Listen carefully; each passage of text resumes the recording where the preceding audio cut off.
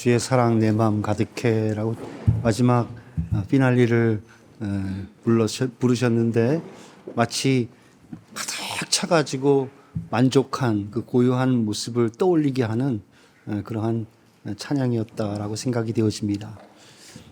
주님은 우리가 마음속에 있는 것을 입으로 낸다고 했습니다. 여러분들 마음속에 있는 것, 그것을 우리는 말하게 되는 것입니다. 주님의 사랑, 평화가 마음에 가득하여 그것이 여러분들의 입술로 또 삶으로 나타날 수 있기를 주의 이름으로 축원드립니다. 나한테는 그런 게 없는데 어떻게 그걸 나타내지? 라고 생각하시는 분이 있다면 그거는 사람 속에서 나오는 게 아닙니다. 받으셔야 합니다. 받지 않았기 때문에 없는 겁니다. 하늘을 향해 보시고 기도하시고 받으십시오. 말씀을 읽고 들으셔서 하늘로부터 오는 시온으로부터 나오는 주의 음성을 들으시기 바랍니다. 그러면 가득 차게 되는 것입니다. 그런 은혜가 있기를 주의 이름으로 축원드립니다. 자, 오늘 우리에게 주시는 하나님의 말씀은 신약성경 누가복음 4장 38절로 39절까지 말씀입니다. 자, 우리 한 목소리로 다 같이 봉독하겠습니다. 자, 시작. 예수께서 일어나 회당에서 나가사 시몬의 집에 들어가시니 시몬의 장모가 중한 열병을 앓고 있는지라 사람들이 그를 위하여 예수께 구하니 예수께서 가까이 서서 열병을 꾸짖으신데 병이 떠나고 여자가 곧 일어나 그들에게 수종들니라. 아멘. 자, 우리 서로 바라보시면서 주 안에서 인사하겠습니다. 반갑습니다. 인사하겠습니다. 네, 반갑습니다. 한 주간 잘들 지내셨습니까? 네, 오늘부터 이제 서머 타임이 시작이 돼서 하루가 길어졌습니다. 여러분 데이타임 길어져서 좋죠? 햇빛부터가 달라진 것 같아요. 더 강해진 것 같고 오늘은 구름 한 점 없이 아주 파란 하늘이더라고요. 날씨가 좋으면 전도가 더 잘 돼야 되는데 사람들은 많이 다니는데 전도는 오히려 비 오는 날 이런 날들이 더 잘 되는 것 같습니다. 그럴 때 믿는 사람들이 나타나는 경우가 종종 있어요. 여러분들도 세월을 잘 아껴서 사용하시기를 바랍니다. 자, 오늘 말씀의 제목 한번 다 같이 읽어보겠습니다. 시작. 베드로의 장모를 통한 교훈. 네, 오늘 영국 교회에서는 마더링 썬데이로 예배를 드리고 있습니다. 한국의 어머니만큼 자녀들에 대하여 애틋한 사랑과 헌신을 가지고 있는 부모들이 있을까 싶습니다. 세계 모든 부모들이 특히 어머니들이 자녀를 향한 사랑이 애틋하지만 우리 한국의 어머니들은 더 헌신적이고 더 그 사랑이 강한 것 같습니다. 저는 한국의 어머니들도 수고가 많지만 영국에 나와서 자녀를 키우는 한국의 어머니들이 수고가 더 많다라고 생각을 합니다. 출산을 할 때도 한국에서는 친정 부모가 와서 봐주잖아요. 근데 여기 있는 분들은 애를 낳을 때 부모님이 미리 오는 경우도 있지만 못 오시는 경우들도 있습니다. 멀기 때문에 또 몸이 안 좋으면 못 오시는 거죠. 육아도 부부가 해야 됩니다. 누가 돌아봐 주겠습니까? 바쁘고 시간이 없고 누가 돌아봐 줬으면 좋겠는데 애들을 봐줬으면 좋겠는데 뭐 널서리 외에는 없지 않습니까? 널서리 전이 뭐죠? 하여튼 네? 널서리예요? 하여튼 뭐 널서리 아니면 되어지지가 않는 거예요. 우리가 자기가 봐야 되는 거죠. 그러니까 시간을 두 부부가 아주 쪼개면서 애들을 양육해야 되는 그런 어려움들이 있습니다. 또 자녀들을 영국에서 자라나니까 한국어도 배우게 해야 되지 않습니까? 한국어를 집에서 열심히 해야 되는 거죠. 그리고 한국 문화도 가르쳐야 되는 것입니다. 여기에 우리 크리스찬 부모들은 특히 어머니들은 자녀를 위해서 눈물의 기도를 또 해야 하는 것이죠.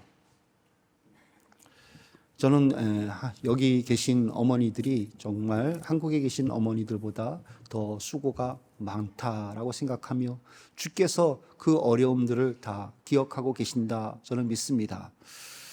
우리 주 안에서 여기 계시는 어머님들에게 격려의 박수 한번 부탁드립니다.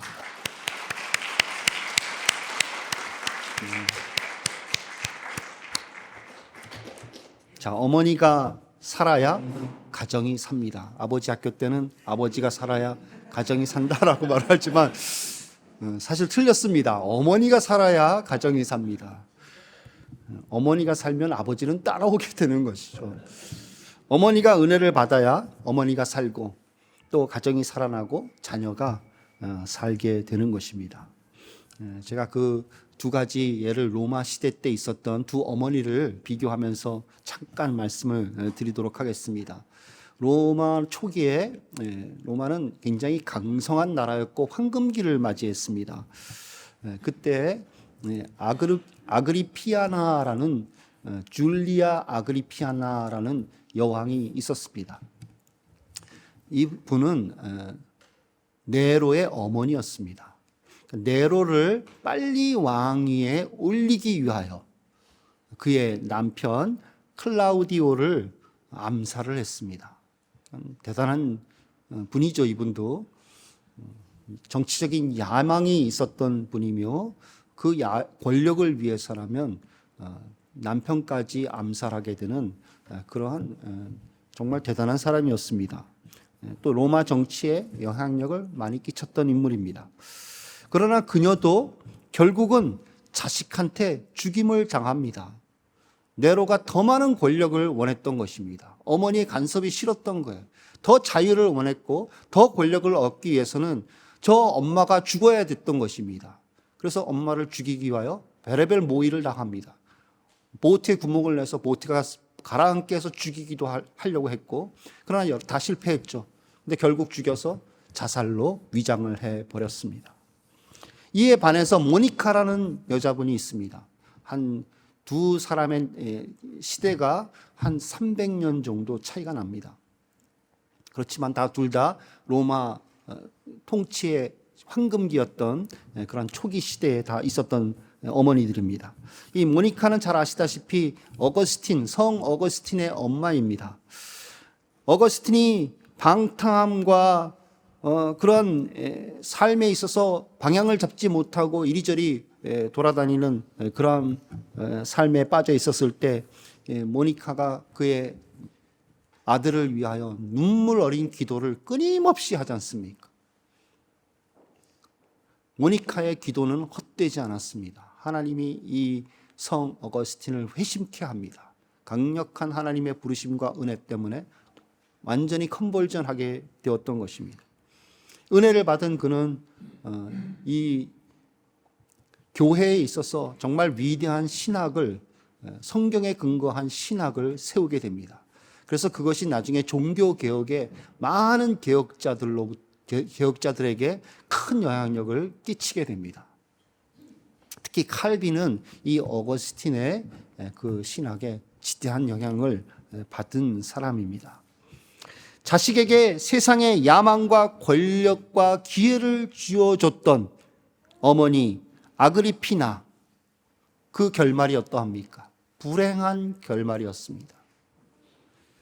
그러나 자식을 위해 눈물의 기도와 말씀을 쥐어줬던 어머니 모니카, 그 결말은 어떻습니까?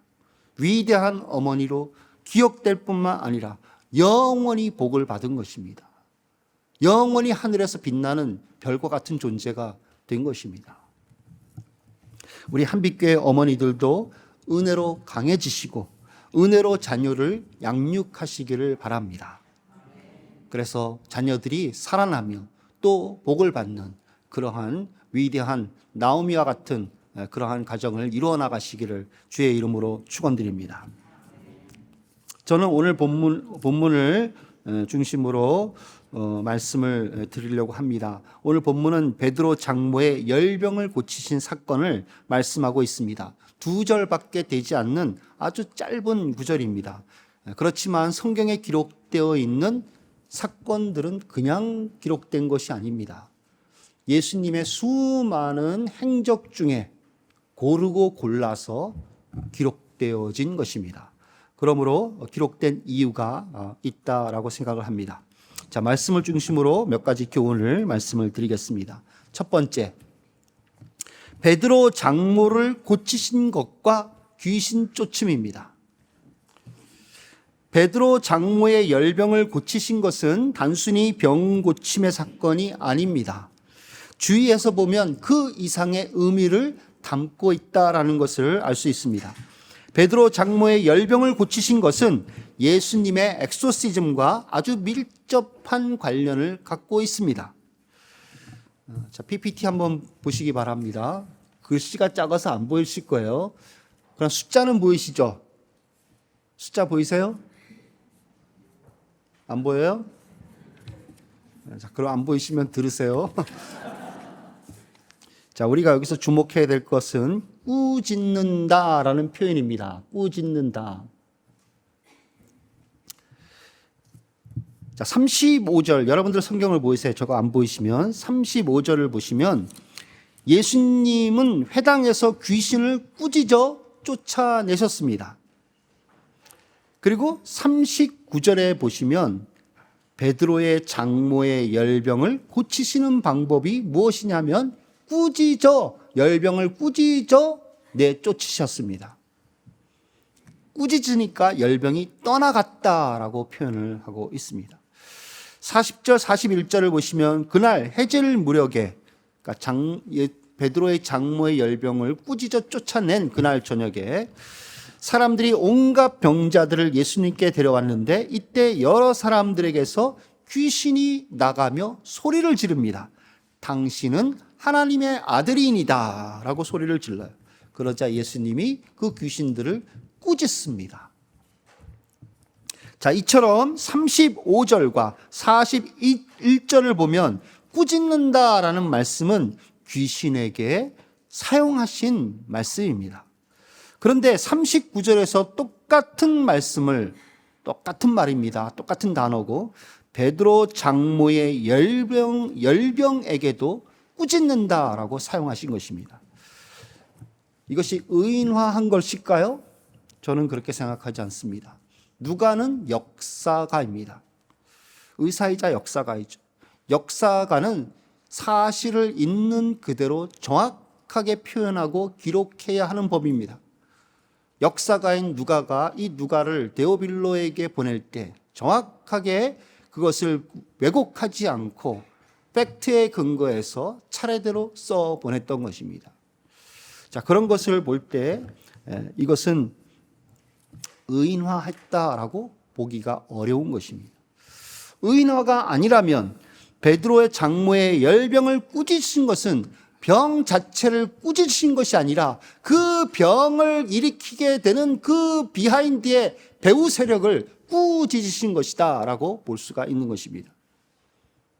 꾸짖는다는 것 자체가 인격체를 향한 표현이 아니겠습니까?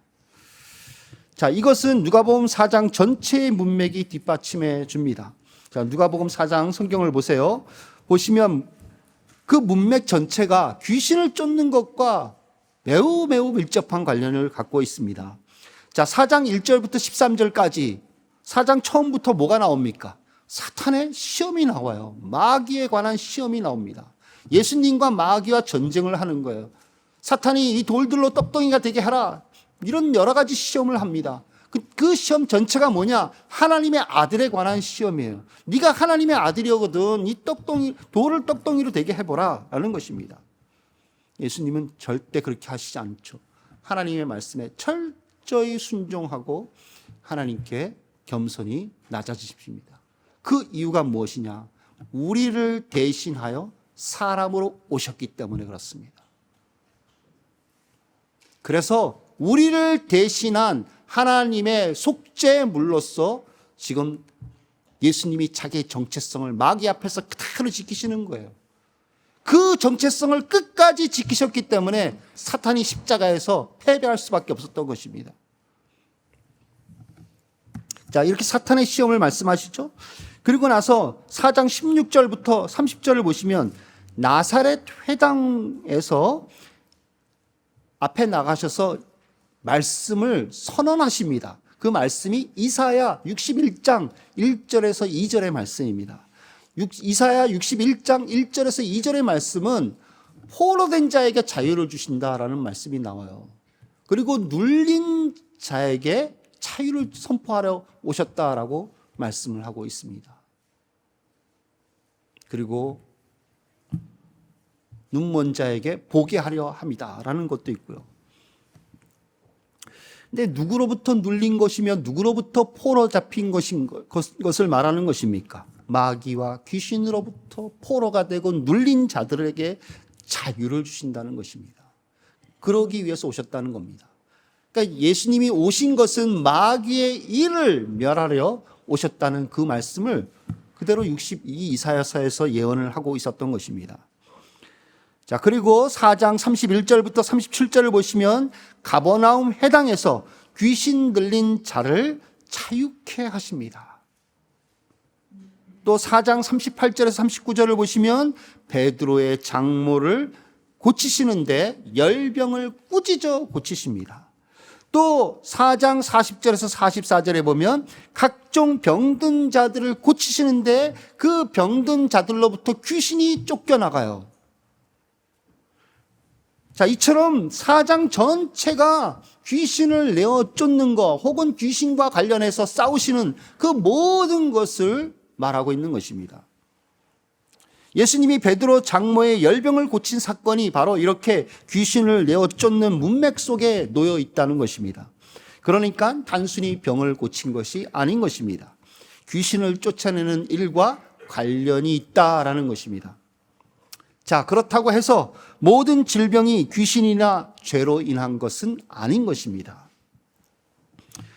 그렇게 가리키는 사람들이 있지 않습니까? 이단 같은 사람들, 그리고 이단들이 모든 질병 뒤에 귀신이 있다라고 가리키죠. 그래서 이런 것들을, 이런 구절을 가지고 근거로 삼지 않습니까?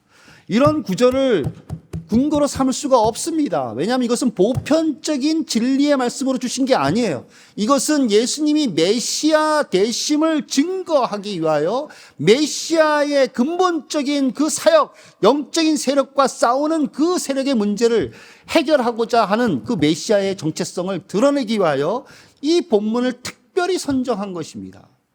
그래서 메시아 되심과 계시성을 위해서 주신 그러한 진리인 것입니다. 보편화되어서는 안 되는 것입니다.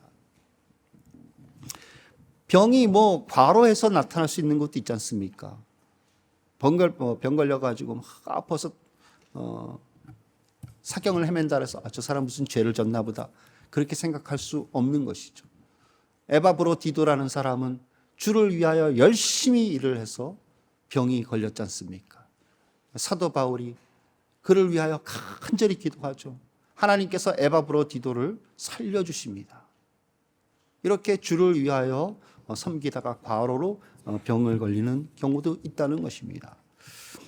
자, 우리가 중요한 것은 오늘 본문 자체가 이렇게 귀신을 내어 쫓음과 밀접한 관련이 있다는 것입니다. 그래서 오늘 이 사건은 영적인 세력과의 싸움 속에서 나타나는 그러한 사건이라는 것을 기억하시기 바랍니다. 이 점을 염두에 두고 오늘 본문을 살펴보도록 하겠습니다.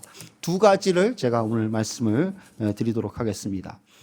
자, 주를 따르라 주께서 돌보신다라는 것입니다. 주를 따르라 주께서 돌보신다. 열병의 원인을 누가복음은 직접 말씀하지 않았습니다. 그러나 지금까지 살펴보았듯이 누가복음은 그 열병 배후에 영적인 세력이 있다는 것을 강하게 암시하고 있습니다. 그러나 여전히 가려져 있습니다. 이것은 마귀의 역사가 그 정도로 자신을 스스로 가리면서 행한다는 것을 의미하는 것입니다. 귀신은 자신의 신분을 감추고 그 배후에서 은밀하게 역사하는 것입니다. 병으로 역사할 수도 있다는 것입니다. 마치 가버나움의 회당에서 있었던 귀신 들린 사람처럼 말입니다. 33절을 보세요. 이 사람은 회당에 와서 앉아 있을 때까지 멀쩡했습니다. 여러분들처럼 멀쩡하게 앉아 있었던 거예요, 회당에. 그리고선 예배를 드리고 있었던 거예요. 그러나 예수님이 나가서 하나님의 말씀을 탁 선포를 하고 하나님 말씀을 가르칩니다. 그러자 그 말씀을 견디지 못해서 그 귀신이 소리를 지르며 발악을 하지 않습니까? 아, 나사렛 예수여, 우리가 당신과 무슨 상관이 있나이까? 우리를 멸하러 왔나이까? 나는 당신이 누구인 줄 아노니 하나님의 거룩한 자니이다. 우리라고 했으니까 많은 귀신들이 그 사람 속에 들어가 있었던 것이죠. 이처럼 귀신은 자신을 감추고 역사를 하는 것입니다. 베드로의 장모의 열병으로 역사한 것도 자신을 감추고 역사를 했던 것입니다. 그래서 베드로의 장모를 완전히 무기력하게 만들었습니다. 자, 오늘 본문 38절을 보시면 시몬의 장로가 중한 열병을 앓고 있는지라 라고 말씀을 했습니다. 상태가 중하다는 것입니다. 마태복음에서는 알아 누워 있다라고 했습니다. 그의 장모가 열병으로 알아 누운 것을 보시고, 누웠다라는 것은 꼼짝 못하는 상태를 의미하는 것입니다. 패럴라이즈되어 있는 상태, 그런 상태 정도로 꼼짝 못했다는 것입니다. 체온이 40도를 웃돈다고 생각해 보세요. 코로나 걸려보신 분들 많죠? 코로나 아주 아프게 걸리신 분들은 정말 정신을 못 차리지 않습니까? 저 같은 경우는 그냥 쓱 감기처럼 지나갔는데 정말 아프게 걸리는 사람은 사경을 헤매죠. 체온이 40도를 웃돌고 온몸에 통증이 일어나게 됩니다. 몸이 어떻게 됩니까? 막 이가 다다다다다닥 떨리죠. 그리고 온몸이 막 사시나무 떨듯이 부르르 떨고 싶지 않은데 막 자동으로 떠는 거예요. 막 위아래도, 이도 그렇고. 열이 더 올라가면 정신을 못 차리게 됩니다. 사경을 헤매듯이 헛소리를 하게 됩니다. 베드로 장로가 바로 이런 상태에 있었다는 것입니다. 만약 이것을 이웃 사람들이 알고 있다면 어떻게 하겠습니까? 걱정을 하겠죠. 베드로 장모가 열병에 걸렸대. 사경을 헤맨다 그러는데 열이 좀 떨어져야 될 텐데 큰일이네. 어쩌나 걱정을 했겠죠. 그러나 당시 여자의 사회적 지위를 고려할 때 집안에 누워있는 베드로의 장모 일은 어쩌면 이웃도 모르고 지나가는 일이었을지도 모릅니다. 그만큼 가려져 있는 것입니다. 가려져 있는데 마귀가 그것에서 역사를 하는 겁니다. 왜요? 이유가 있겠죠. 누가 걱정을 하겠습니까? 베드로의 아내가 제일 걱정하며 거기서 시중 들며 어머니를 간호하지 않겠습니까? 베드로의 아내가 걱정하고 간호하고 시중을 들면서 누가 또 괴롭고 힘들겠습니까? 베드로가 힘든 것이죠. 목표는 베드로였던 것입니다. 베드로를 힘들게 하고 시험거리를 갖게 하고 베드로가 예수님을 따라 돌아다니면서 나사렛에도 가고 가버나움에도 오고 이리저리 가지만 그 마음은 장모를 생각하게 되는 것입니다. 자기 집에 모셔놨는데 지금 막 사경을 헤매고 막 열이 올라가고 시간을 다투는 그러한 열병 속에 싸우고 있어요. 끙끙거리고 따라는 다니지만 마음은 계속 걱정이 되는 겁니다. 근심이 되고 염려가 되는 것이죠. 마귀는 이렇게 스트레스와 같이 자신을 숨기고 예수님을 따르는 자들에게 시험거리를 놓는 것입니다. 훗날 베드로 사도는 이렇게 우리에게 이런 일을 권면을 합니다. 사랑하는 자들아, 너희를 연단하려고 오는 불시험을 이상한 일 당하는 것 같이 이상히 여기지 말고 오히려 너희가 그리스도의 고난에 참여하는 것으로 즐거워하라. 불시험을 이상히 여기지 말라는 것입니다. 왜 그럴까요? 예수님을 따르는 길은 천상을 향해 가는 길입니다. 예수님을 따라 이 세상에서 살아가는 것은 이 세상을 걸어가는 게 아니에요. 천상을 걸어가는 겁니다. 필그리미지입니다. 필그림을 하는 거예요. 그래서 우리가 가는 길은 순례의 여정입니다.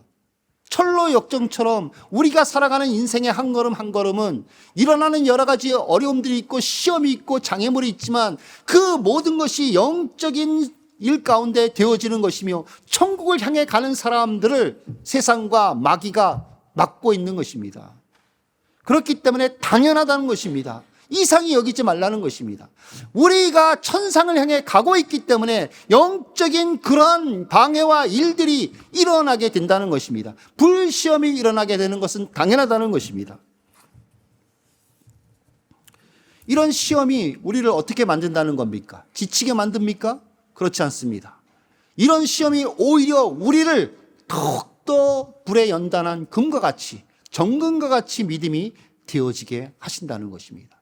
실제적인 믿음으로, 머리로만 알았던 신앙이 실제적인 믿음으로 나타나게 되도록 하나님께서 만드시고 또 우리를 변화시키신다는 것입니다.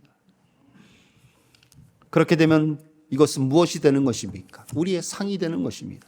그래서 베드로전서 그 말씀 이어서 이렇게 말씀하지 않습니까? 이는 그 영광을 나타내실 때에 너희로 즐거워하고 기뻐하게 하려 함이라. 베드로의 장모의 일을 제일 마음에 둔 자는 사실은 딸도 아니고 베드로도 아니고 안드레는 말할 것도 없습니다. 누구였을까요? 예수님입니다. 예수님은 가버나움 해당에서 나오자마자 가버나움 해당에서 귀신 들린 사람을 쫓아내시고 나오자마자 어디로 가셨냐면 시몬 베드로의 집으로 직행하셨습니다. 이미 예수님은 알고 계셨던 것입니다. 어떻게요? 예수님은 하나님의 아들이시니까. 빌립이 나다나엘을 부를 때 내가 너를 무화과 나무 아래에 있는 것을 보았노라 라고 예수님이 말씀하지 않습니까?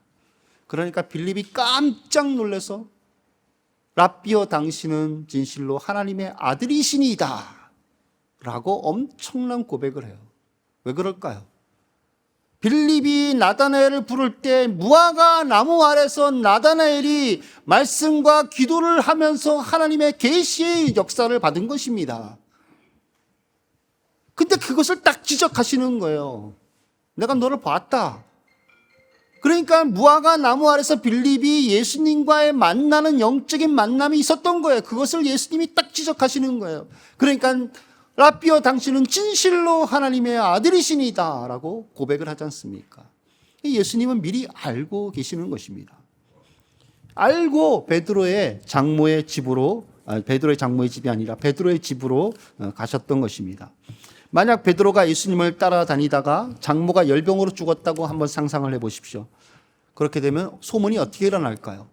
특히 예수님에 대하여 안 좋게 생각하는 바리새인들이 그 소문을 퍼뜨린다면 나쁘게 퍼뜨리겠죠. 저게 다 예수를 따라다니다가 생긴 일이야. 저게 다 예수에게 미쳐가지고 생긴 일이야. 자기 장모도 내팽개치고 저렇게 죽도록 내버려둔 거야. 그렇게 되면 이게 예수님에게 영광이 되겠습니까? 안 되겠습니까? 영광이 안 되죠. 예수님에게 영광이 안 된다는 것은 천국 복음 전파를 방해한다는 것입니다. 천국 복음 전파도 방해를 받게 되는 것입니다. 마치 빌립보 성에서 귀신 들린 여종이 바울을 쫓아다니면서 복음을 방해했듯이 말입니다. 예수님은 베드로의 마음이 흔들리지 않도록 케어하십니다. 그래서 이 베드로의 집으로 가서 그 장모를 찾아본 것입니다. 예수님이 집에 들어가시니까 그제서야 사람들이 그를 위해 예수님께 구하였다라고 39절에서 말하고 있습니다.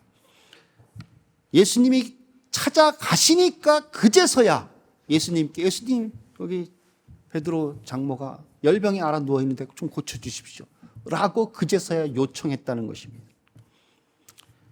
신앙은 항상 예수님이 먼저 찾아오시는 것입니다.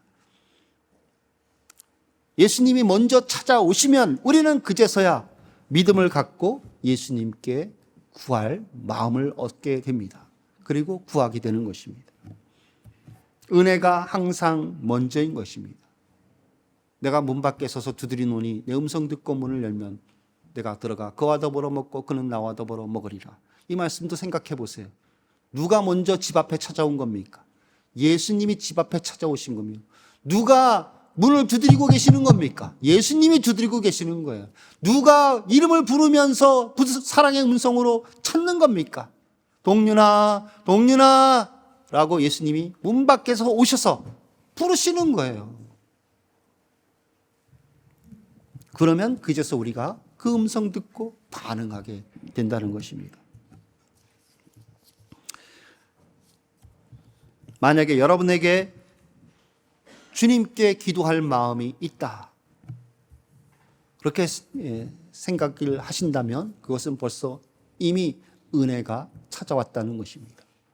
주님이 벌써 은혜를 여러분들에게 주셨다는 거예요.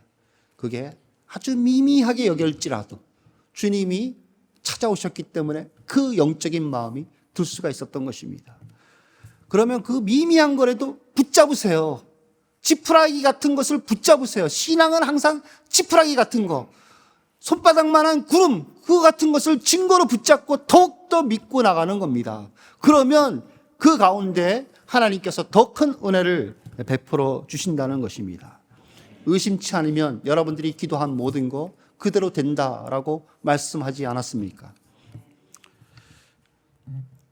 누워서 앓는 소리를 하고 있는 베드로 장모 곁에 예수님이 가까이 다가서십니다. 그리고 그 위에 서서 열병을 꾸짖습니다. 그러니까 베드로 장모가 옆에 있으면 이렇게 쓴 거예요. 그리고선 그 위에서 열병을 향하여 꾸짖으신 것입니다. 이 치료하는 모습에 대하여 각 복음서마다 차이가 있습니다. 오늘 이 베드로 장모를 고친 사건은 마태복음, 마가복음, 누가복음, 이 공간복음에서 다 나옵니다. 근데 약간 차이가 있어요. 특히 고치는 방법에 있어서 차이가 있어요. 마태복음 8장은 그의 손을 만지셨다라고 되어 있습니다. 그러니까 터칭하신 것으로 고쳤다라고 되어 있어요. 그러나 마가복음 1장은 나아가사 그 손을 잡아 일으키시니라고 되어 있습니다. 마가복음 1장 30절. 이것은 누가 맞고 누가 틀리고를 기록한 것이 아닙니다. 각자가 예수님이 치료하는 것을 자기가 원하는 부분을 말했을 뿐이에요. 정육면체를 보면 뭐 똑같지만 어디서 봐든지 하여튼 보는 각도에 따라서 그래도 다르게 보이지 않습니까? 그 면들을 이 저자들이 기록을 한 것입니다. 그러니까 이것은 종합해서 이해를 해야 된다라는 것입니다. 자, 종합해서 보면 예수님이 사람들의 요청을 듣고 베드로 장모에게 가까이 가서 그 위에서 열병을 꾸짖으신 것입니다. 그리고 그녀의 손을 잡아 일으켜 세우신 것입니다. 그러니까 그녀가 일어나게 된 것입니다. 자, 이렇게 손을 잡고 일으켜 세우신 것은 의도가 있습니다. 베드로 장모가 예수님의 말씀하신 대로 열병이 떠나간 것을 믿고 일어서라라는 것을 예수님께서 도와주시는 것입니다. 어쩌면 베드로 장모는 예수님이 하신 말씀을 반신반의했을지도 모릅니다. 아, 좀 살 것 같은데 열이 내려갔나? 열이 떠나간가? 내가 착각하고 있는 게 아닌가?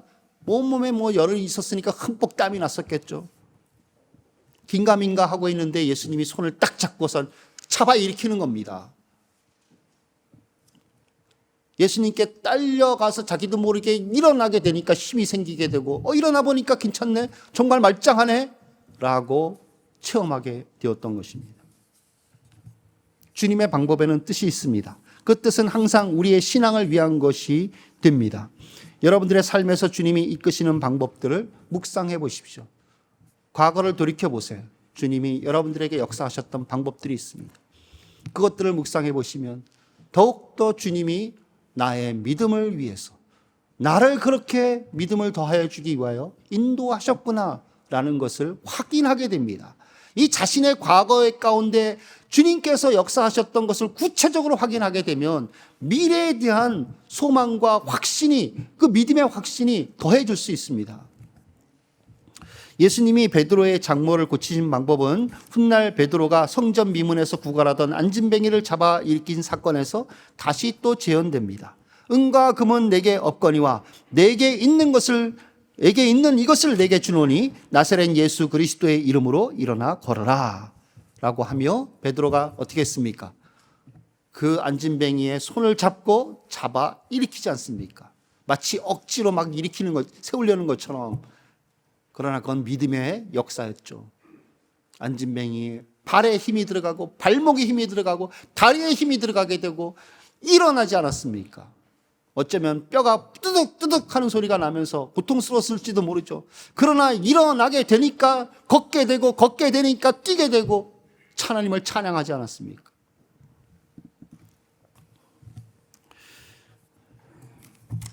어쩌면 베드로가 예수님께 배운 방법을 본받고 사용한 것이죠. 자, 오늘 본문 전체가 주는 교훈이 무엇입니까? 주님을 따르면 주께서 책임져 주신다는 진리입니다. 예수님이 먼저 회당에서 예수님의 집으로 직행하여 찾아가셨듯이 예수님은 이미 알고 계시고 케어하시는 것입니다. 주의 나라와 의를 먼저 구하면 주께서 여러분들이 있어야 될 것을 알고 주신다는 것입니다. 구하지 않아도 주신다는 것입니다. 여러분들의 문제가 무엇인지, 여러분들이 염려하는 것이 무엇인지, 여러분들이 아쉬워하는 것이 무엇인지를 주께서 아신다는 것입니다. 그래서 그것을 주께서 간섭하시고 미리 이루어 주신다는 것입니다. 주의 나라와 의를 먼저 구하십시오. 베드로가 주님을 따라갈 때 그것을 주께서 아시고 주께서 해결해 주시지 않습니까? 무슨 일이 생겨야만 주님을 따르지 마시기 바랍니다. 먼저 주님을 따라서 구하지 않아도 주께서 돌아봐 주시는 그 은혜를 풍성히 누리시기를 주의 이름으로 축원드립니다. 자, 마지막입니다. 주를 즉시 섬겼다라는 것입니다. 베드로의 장모는 병마가 떠나가자 예수님과 제자들을 섬겼다고 했습니다. 여자가 곧 일어나 그들에게 수종드리라. 이것은 예수님과 함께했던 제자들에게 음식을 제공했다는 것입니다. 그러나 그 이상의 의미를 담고 있습니다. 예수님을 믿음으로 섬기기 시작했다라는 것입니다. 예수님을 주로 알고 예수님을 믿기 시작했으며 예수님을 따라가기 시작했다는 것입니다. 여제자로서 그런 의미를 내포하고 있는 것입니다. 그래서 마태복음은 예수께 수종들더라라고 말씀을 하고 있습니다. 건강을 잃었다가 주의 은혜를 되찾으니까 건강의 목적이 무엇인지를 깨닫게 된 것입니다. 곧 일어나 수종들었습니다. 그 즉시 섬겼다는 것입니다. 곧이라고 아주 짧게 번역을 했는데 그 즉시라는 뜻입니다. Immediately. 하나님의 아들 예수 그리스도를 섬기는 가치와 영광을 발견하고 믿게 되니까 주저하지 않고 그 즉시 섬기게 되었던 것입니다. 아, 예수님이 하나님의 아들 맞구나. 예수님이 메시아 그리스도가 맞구나. 라는 것을 체험하고 자신의 병이 낫는 은혜를 입게 되니까 그 은혜 때문에 예수님을 섬기는 것이 얼마나 영광스러우며 가치 있는 일인지를 알고 그 즉시 섬겼다는 것입니다. 사람이 열병으로 죽어가는 조금 전만 해도 1분 전만 해도 그런 상태라면 어떻게 심리적으로 어떤 마음이 들겠습니까? 아, 내가 좀 쉬었다가 할게. 아니면 얘야 네가 하거라. 딸에게 시키지 않겠습니까? 난 좀 쉬어야 되겠다. 근데 그렇지 않은 거예요. 은혜를 받으니까 그 속에서 열망이 일어나는 겁니다. 내가 이 귀한 주님을 내가 섬겨야 되겠다. 즉시 섬겨야 되겠다. 주저하지 않고 섬겼던 것입니다. 이렇게 은혜 때문에 섬기려는 사람은 섬김을 일로 여기지 않습니다. 섬기는 것을 영광으로 여기며 상으로 여기며 기쁨으로 여기게 되는 것입니다. 만약 딸이 내가 할 테니까 엄마는 저기 가서 좀 앉아있고 쉬세요 라고 말했다고 생각해 보세요. 그럼 베드로 장모가 그냥 그 말 듣고 그래 네가 하거라 그렇게 했겠을까요? 그러지 않았을 것입니다. 얘야 내놔라. 떡 반죽 그릇을 자기가 빼앗고 자기가 막 반죽을 했을 것으로 생각이 되어집니다.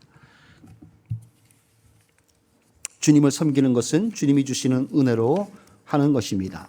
은혜가 떨어지면 섬기는 것은 일이 되어집니다. 일이 되어지는 것은 무엇이죠? 귀찮아지게 되고 또 힘들어지게 되는 것이죠. 컴플레인이 나오게 되고 또 다른 사람에게 잔소리하게 되고 남에게 일을 시키거나 전가시키는 그런 일들이 됩니다. 아 얘야 뭐하냐 주님이 오셨는데 빨리 고운가루 내어서 반죽하거라. 빵을 우스러 만들어야 되지 않겠니?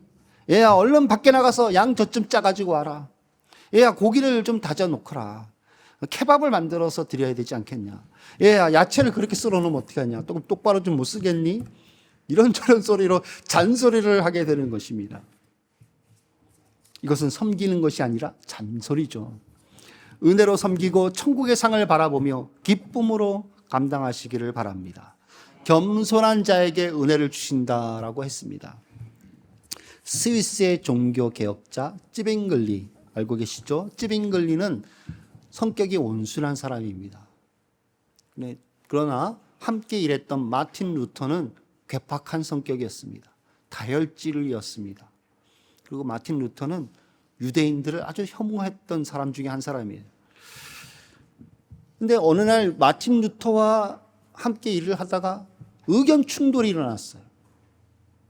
이 당시 종교 개혁자들은 아주 불굴의 의지를 갖고 있는 사람들입니다. 왜냐하면 로마 교황청과 그 사회 전반적인 시스템을 맞서서 싸우는 사람들이었기 때문에 호락호락한 사람들이 아닙니다. 불굴의 의지를 가지고 있었던 그런 리더들입니다. 나름대로 생각이 있고 나름대로 가치관이 있고 나름대로의 그러한 방법이 있는 사람들입니다. 근데 루터와 충돌을 빚게 된 거예요. 그는 어떻게 해야 될지 정말 당황스러웠습니다. 그런데 어느 날 아침 스위스 산 비탈길에서 해답을 얻었습니다. 산 비탈길 아주 좁은 길에서 두 마리 연소가 반대 방향에서 서로 이렇게 오고 있는 거예요. 한 마리는 위에서 내려오고 한 마리는 위로 올라가는 것을 보았습니다. 근데 그 산의 비탈길은 정말로 염소 한 마리 간신히 지나갈 수 있는 그러한 좁은 아주 길이었습니다. 두 염소가 어떻게 됐을까요? 만났죠, 중간에. 그것을 가만히 지켜봤습니다. 만났는데 두 염소가 쳐다보더니 뿔을 서로 탁 하고 받을 것처럼 그렇게 머리를 대더래요. 그래서 이제 둘 중에 하나가 떨어져서 죽겠구나라고 생각을 하고 있었는데 놀라운 광경을 보게 됩니다.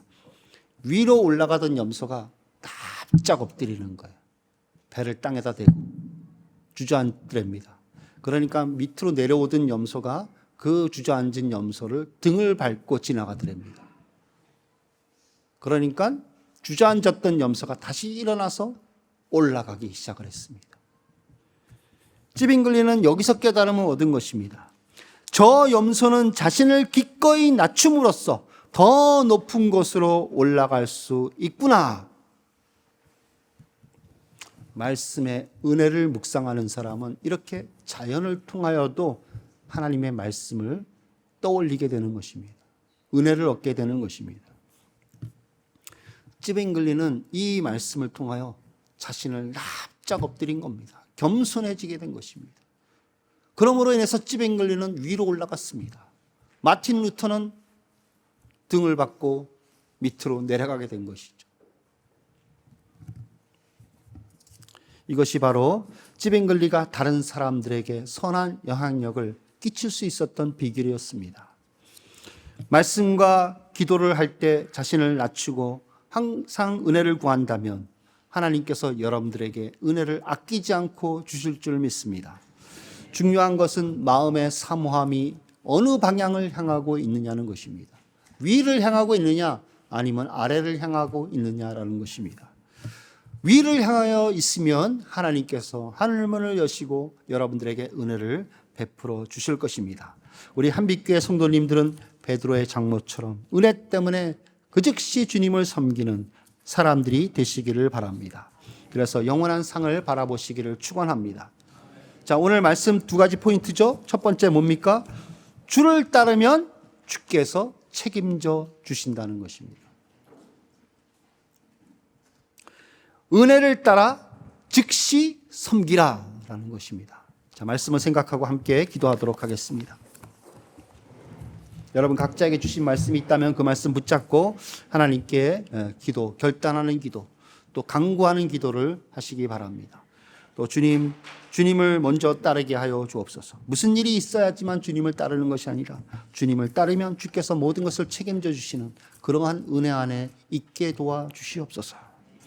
은혜를 따라 즉시 섬길 수 있도록 도와주시옵소서. 하늘을 향하게 하여 주시고 은혜를 부어 주시옵소서. 그래서 일이 섬기는 것이 일이 되지 않고 오히려 기쁨과 감사와 상을 바라보는 일이 되게 하여 주옵소서. 우리 합심으로 함께 기도하도록 하겠습니다. 하나님 아버지 은혜를 감사합니다. 우리 한빛교회 교우들 하나님 아버지 모든 사람들을 붙잡아 주셔서 하나님 이 영적인 전쟁에서 하나님 주님의 도우심으로 승리하게 도와주옵소서. 사탄 마귀는 오늘도 하나님 아버지 자기 자신을 감추고 우리의 앞에 시험거리를 갖다 놓습니다. 불시험과 같은 역사를 하게 됩니다. 하나님 아버지 그것을 주님께 의탁하며 주의 나라와 의를 먼저 구하게 하여 주시고 주님께서 모든 것을 이기게 하시고 간섭하시고 인도하실 것을 바라보는 저희들 되게 도와주옵소서. 무슨 일이 생겨야만 주님을 의지하는 것이 아니라 하나님 주님을 따를 때 주께서 모든 것을 막아주시고 또 역사하시고 승리케 하시고 해결하시는 주님을 바라볼 수 있도록 도우시고 체험할 수 있도록 도우시고 또 의지할 수 있도록 도와주시옵소서. 하나님 아버지 또 우리에게 베드로 장로와 같은 하나님 그런 하나님의 도우심의 역사의 은혜를 따라 하나님 우리가 하나님 즉시 주를 섬길 수 있는 그런 마음과 열정을 가질 수 있도록 도와주시옵소서. 하나님 아버지 일로 섬기지 않게 하여 주시고 기쁨과 감사와 은혜의 열정으로 섬길 수 있도록 도와주시옵소서. 하나님 아버지 낮추는 자에게 은혜를 주실 줄 믿습니다. 말씀과 기도로 우리 자신을 낮추게 도와주시고 마음이 하늘을 향하게 하여 주시고 하나님 은혜를 주셔서 우리라금 충만케 하여 주시고 승리할 수 있도록 하나님 도우시고 역사하여 주시옵소서.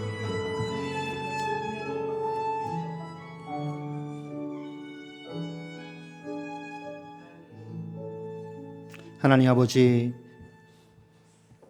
마귀가 믿는 자를 넘어뜨리려고 할 수만 있으면 온갖 계계를 다 부리며 불시험을 우리 앞에 갖다 놓는 줄 압니다.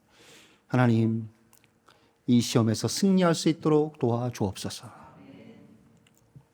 주님을 먼저 따르게 도와주시옵소서. 주님의 길 따라감으로 주께서 모든 것을 막으시고 보호하시고 이기게 하시는 그리고 문제를 해결하시는 그 은혜를 체험케 하여 주시옵소서. 주를 먼저 따르면 주께서 책임져 주신다는 것을 오늘 베드로 장로를 통하여 말씀하시고 알려주셨사오니 이것이 이제 우리의 삶 속에서 펼쳐지게 도와주시옵소서. 그리고 우리가 그 은혜를 받아 마음에 열정이 일어나 주를 기쁨과 감사와 영광으로 섬길 수 있도록 도와주시옵소서. 그 즉시 섬기는 그러한 결단도 허락하여 주옵소서. 예수님의 이름으로 기도드리옵나이다. 아멘.